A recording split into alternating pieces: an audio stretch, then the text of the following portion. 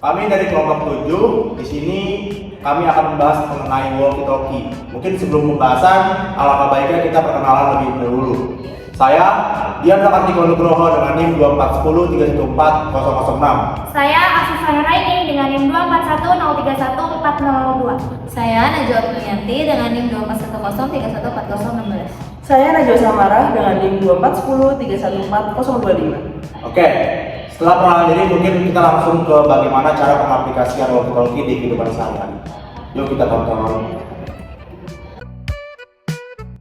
Oke, selanjutnya adalah cara kerja dari walkie-talkie. Mungkin kita coba dari jarak dekat dulu. Di sini ada posisi saya, terus ada di posisi Sam. Kita coba. Tes 1 2 3 masuk. Tes 1, 2, 3. Masuk. Tes 1, 2, 3. Masuk. Halo, buka.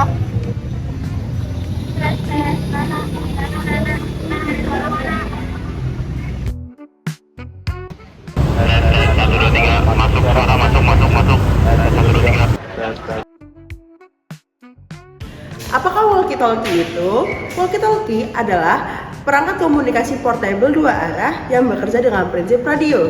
Alat ini memungkinkan dua orang atau lebih saling berbicara secara langsung tanpa jaringan telepon. Sistemnya menggunakan mode push to talk atau PTT, di mana pengguna harus menekan tombol untuk berbicara dan melepaskan tombol untuk mendengarkan. Karena bersifat half duplex, hanya satu orang yang dapat berbicara pada satu waktu. Keunggulannya tetap berfungsi di berbagai kondisi lapangan, termasuk daerah terpencil atau situasi darurat ketika infrastruktur komunikasi yang tidak tersedia. Selanjutnya ada prinsip dasar yang menggunakan gelombang elektromagnetik. Informasi suara dikonversi menjadi sinyal listrik, kemudian dimodulasi pada gelombang pembawa atau carrier agar bisa dikirim melalui udara sebagai gelombang elektromagnetik. Pada penerima, sinyal diterima, kemudian proses dimodulasi untuk mengembalikan sinyal asli atau suara dari gelombang pembawa. Selanjutnya, pemilihan frekuensi sangat penting.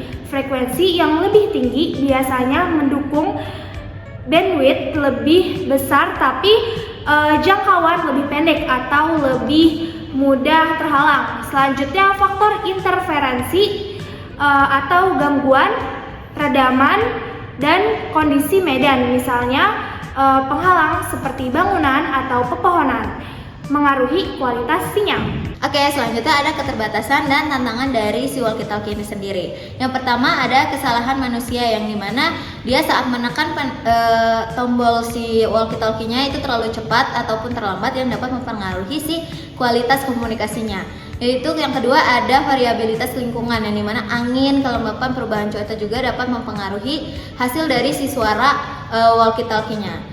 Yang ketiga ada interferensi di perangkat radio lain atau frekuensi lain yang tersambung oleh si walkie-talkie ini. Selanjutnya adalah aplikasi nyata dari penerapan walkie-talkie itu sendiri.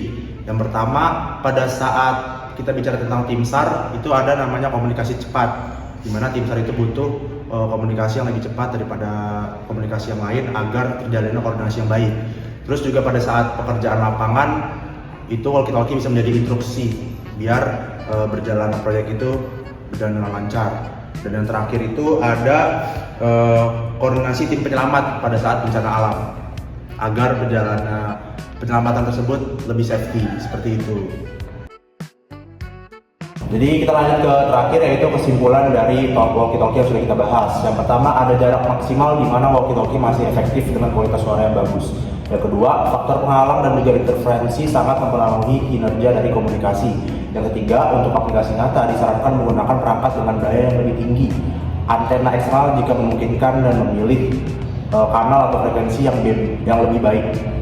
Dan terakhir, jika percobaan dilakukan secara baik dan juga sistematis, hasilnya bisa digunakan sebagai dasar dari rekomendasi penggunaan walkie-talkie di berbagai kondisi nyata. Mungkin sekian dari kelompok kami, kurang lebih mohon maaf. Wassalamualaikum.